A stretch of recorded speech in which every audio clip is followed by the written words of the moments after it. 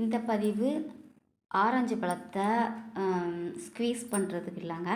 நான் சொல்ல போகிறது என்ன அப்படின்னா, பிளாஸ்டிக் யூஸ் பண்ணாதீங்க. இந்த மாதிரி சில்வர் இருந்துச்சுன்னா ஹேண்டால் நீங்கள் ஸ்க்வீஸ் பண்ணுற மாதிரி வாங்குங்க.